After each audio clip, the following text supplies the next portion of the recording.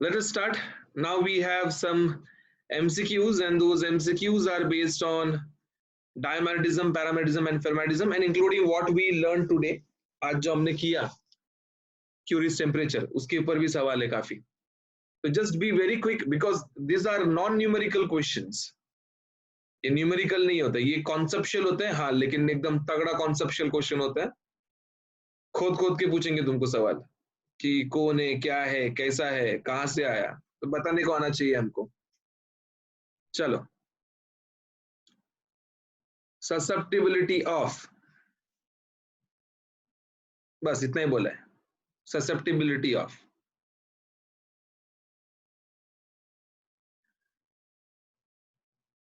ढंग से पढ़ना, ढंग से, जल्दबाजी में कुछ भी उल्टा सिल्टा मत करके आना. For a ferromagnetic substance it has large negative value. बहुत झूठ है भाई, बहुत बहुत गलत है. Getting it?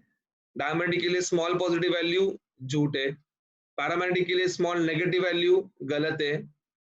एक ही पॉइंट सही है कि for paramagnetic substance it has a small positive value, and properly बताया सबने. उसका आंसर डी है. Very good.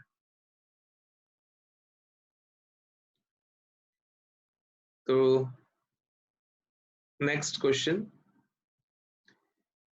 कि if a rod of diamagnetic material is freely suspended in a uniform magnetic field, then what would happen to itself? With its length would be what with respect to the magnetic field? So yes, एकदम perfect बताया आपने. Its length would be properly perpendicular to the field. Option B would be the answer, right?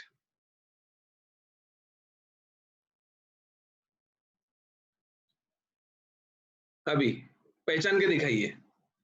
Relative permeability material का throw करके रखा है उन्होंने, and they are asking you कि the material must be what. वो material क्या होना चाहिए, ये उनका सवाल है. बहुत चालाक क्वेश्चन है, बहुत चालाक क्वेश्चन है. जानबूझ के उन्होंने म्यू आर को स्लाइटली लेस देन 1 देके रखा है, क्योंकि एक ही मटेरियल जिसमें वो स्लाइटली लेस देन 1 है, एंड वो है diamagnetic material. Just because susceptibility इनका नेगेटिव होता है, तो 1 में से कुछ ना कुछ वैल्यू कम हो जाएगा ना. तो जो भी वैल्यू कम हो जाएगा, वो वैल्यू कम होके यहाँ पे अल्टीमेटली आपको ये वाला पार्ट नजर आएगा. तो this is the main answer to it. इसका आंसर रहेगा डायमैग्नेटिक. ऑप्शन ए आंसर रहेगा इसका.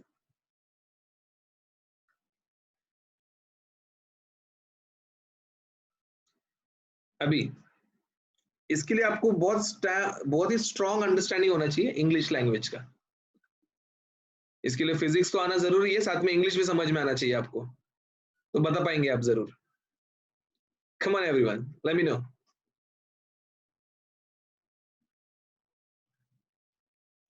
If the resultant magnetic moment of atoms of a material is positive, positive है, जीरो रहता तो डायमैग्नेटिक होता. Getting it? अगर वो जीरो होता तो गारंटीड वो डायमैग्नेटिक होता, बट जीरो नहीं है ना. जीरो नहीं है, कुछ ना कुछ वैल्यू है, तो भाई प्रोबेबिलिटी दो मटेरियल्स का हो जाता है. इट कैन बी पैरा और इट कैन बी फेरो, क्योंकि दोनों के अंदर तुमको मैग्नेटिक मोमेंट देखने को मिलता है. पैरा में रैंडम ओरिएंटेशन में देखने को मिलता है, एंड फेरो में एक डोमेन स्ट्रक्चर्ड, गेटिंग इट, एक प्रॉपर डोमेन स्ट्रक्चर में देखने को मिलता है हमको. तो ये भी क्लियर है.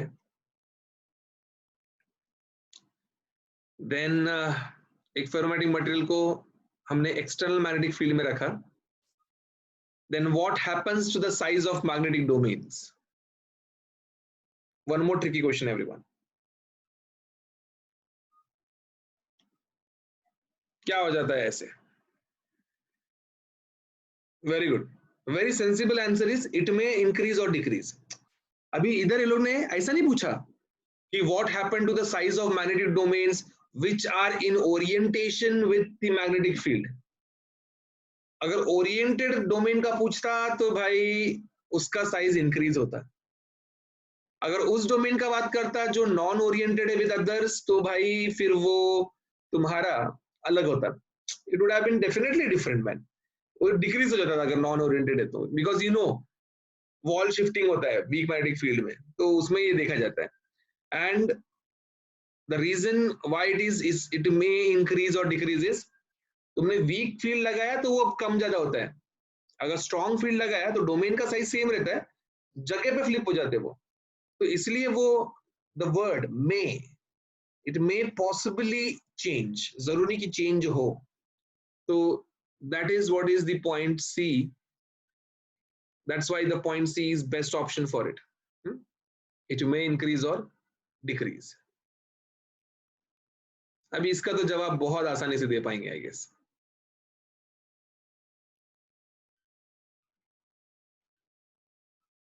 है क्या नहीं? It's a temperature above which the whole ferromagnnetic substance becomes paramagnetic substance.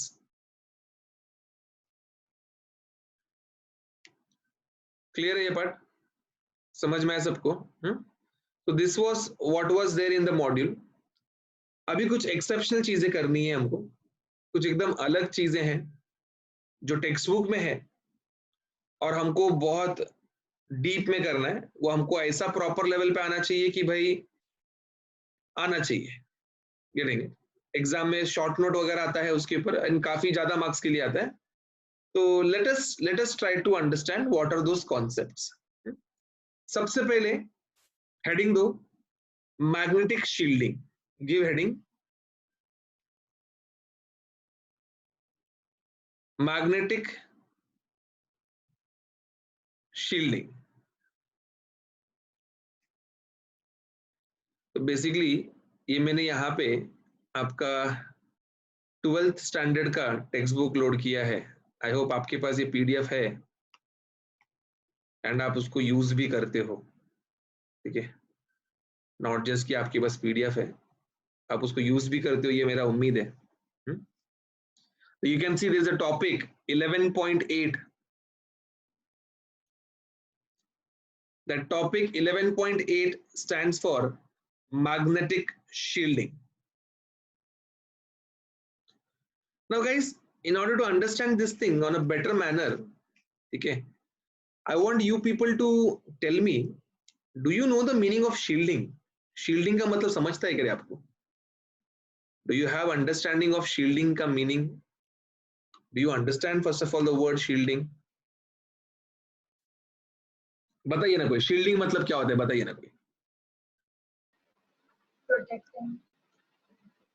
Very good, shielding मतलब प्रोटेक्शन बोल सकते हैं हम लोग, वेरी गुड। अभी फेरोमैटिक मटेरियल जो है, फेरो हाँ, फेरोमैटिक, ऐसा कोई भी साधारण मटेरियल नहीं, I am specifically talking about ferromagnetic material. तो फेरोमैटिक मटेरियल जो है इसका एक बहुत ही अलग, बोलते हैं ना, एक अलग ही खासियत है फेरोमैटिक मटेरियल का।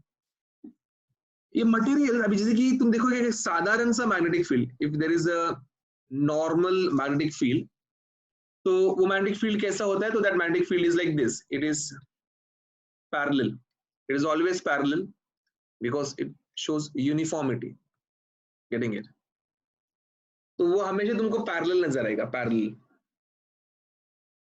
अभी अगर मैं एक फेरोमैग्नेटिक मटेरियल को ले लेता हूं और वो फेरोमैग्नेटिक मटेरियल को मैं ये पर्टिकुलर रीजन के अंदर रख देता हूं ऐसे, और वो फेरोमैग्नेटिक मटेरियल ना मेरा एनक्लोज्ड है, एनक्लोज मतलब हॉलो है, तो यू वुड सी ये जो सेम इलेक्ट्रिक फील्ड है, the moment I take my so called ferromagnetic material, let's say मैंने एक ऐसा सर्कुलर या ऐसे कुछ एलिप्टिकल ऑब्जेक्ट ले लिया, ठीक है, द मोमेंट में कुछ ऐसा कुछ लेता हूं यहाँ पे, ऐसा ऑब्जेक्ट मैंने उठा के ले लिया यहाँ पे, तो यू वुड सी ये जो ऑब्जेक्ट मैंने यहाँ पे रखा है, जैसे ये ऑब्जेक्ट को मैं रखता हूं यहाँ पे, एक बहुत अलग तरीके का बिहेवियर आता है।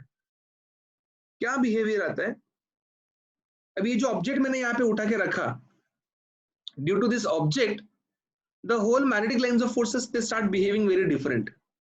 अब जैसे कि मेरा ये ऑब्जेक्ट है यहाँ पे, और ये ऑब्जेक्ट का कुछ एक पर्टिकुलर थिकनेस है, इट्स हैविंग सम थिकनेस, तो ये जो लाइंस ऑफ फोर्सेस पहले स्ट्रेट जा रहे थे ना भाई, अभी वो स्ट्रेट नहीं जाएंगे, अभी उनमें थोड़ा मॉडिफिकेशन आएगा, जैसे कि ये हो गया, ये हो गया, ये हो गया, ठीक है, जो उसके अंदर से गुजर रहे थे उनके अंदर थोड़ा मॉडिफिकेशन आने वाला है। क्या मॉडिफिकेशन आने वाला है भाई, वो अभी इस तरीके से नहीं जाएंगे, they are not going to go like this, वो यहाँ पे आएंगे और इसके अंदर से जाएंगे, यहाँ पे आएंगे और इसके अंदर से जाएंगे, यहाँ पे आएंगे, इसके अंदर से जाएंगे, यहाँ पे आएंगे और इसके अंदर से जाएंगे, means they would be going along with the material, वो मटेरियल की तरफ अट्रैक्ट हो जाएंगे and they would go along with the material। और ये आपको दिखेगा बीच का जो रीजन है ना, बीच का जो रीजन, जो बीच वाला जो पार्ट है, the whole region in the middle, that is this region, यहाँ पे आपको कोई मैग्नेटिक फील्ड का असर ही नजर नहीं आएगा, you would not see any magnetic impact, आपका मैग्नेटिक फील्ड ही वहां पे आपको नजर नहीं आएगा, खाली नजर आएगा वहां पे। मीन्स वो जो मटेरियल है, अगर वो मटेरियल के अंदर मैं कोई ऑब्जेक्ट रखूं तो वो ऑब्जेक्ट को कभी मैग्नेटिज्म महसूस ही नहीं होगा। तो can't you say that this particular material is acting like a shield to that object which is placed inside that particular material? है क्या नहीं? Can I say this ferromagnetic material is acting like a shield जो magnetic field को उसके ऊपर ले लेता है और अंदर आने देता नहीं है। आई गेस कवच या शील्ड का मतलब वही होता है जो सामने वाला चीज को खुद ही ले लेता है, खुद ही अब्सॉर्ब कर लेता है और दूसरे के ऊपर आने देता नहीं है।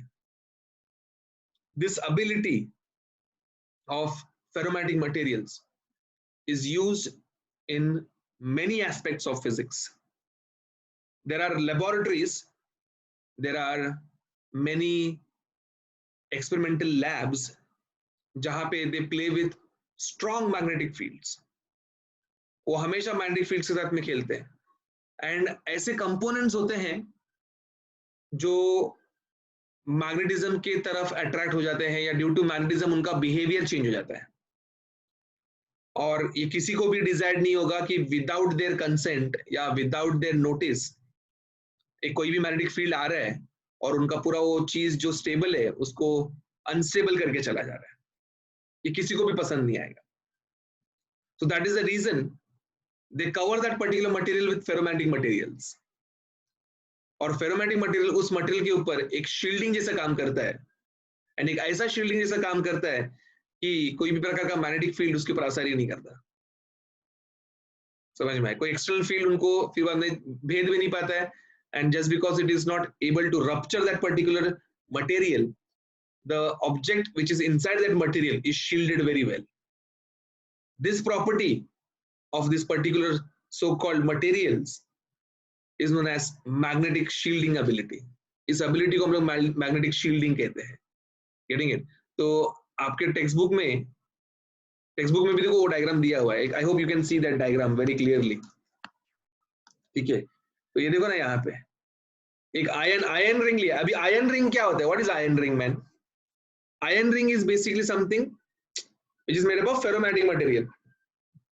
समझ रहे हो? And you can imagine before this material was placed, there were parallel lines. I hope you agree with me. ये मटेरियल प्लेस करने के पहले एक यूनिफॉर्म मैग्नेटिक फील्ड एग्जिस्ट कर रहा था, एक ऐसा यूनिफॉर्म मैग्नेटिक फील्ड जो पैरेलल थे एक दूसरे के साथ में। बट जस्ट बिकॉज मैंने ये आयन रिंग रख दिया, तुम देखो ना कैसे वो मैग्नेटिक लाइंस ऑफ फोर्सेस उसमें अट्रैक्ट हो रहे हैं। Come on, this is ferromagnetic material man, they always show attraction towards each other.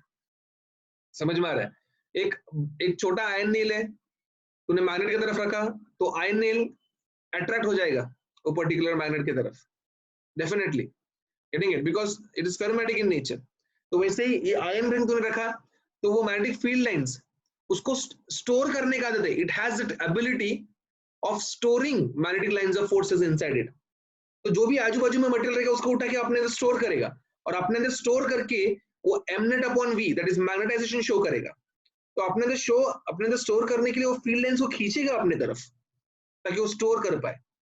जब वो मटेरियल अंदर खींचेगा तो वो खींचे हुए लाइंस उनको ऊपर आना पड़ेगा। ऐसे कुछ पार्ट को उसने नीचे खींचा तो बीच का जो पार्ट है, you can see the shielded area, वहां पे एक भी प्रकार का लाइंस ऑफ फोर्स नहीं है। And no lines of forces means no magnetism. Clear है ये पार्ट? तो जो आपने अभी हेडिंग दिया मैग्नेटिक शील्डिंग, उसके नीचे ये डायग्राम बना के रखो, ये वाला डायग्राम बना लीजिए उसके नीचे।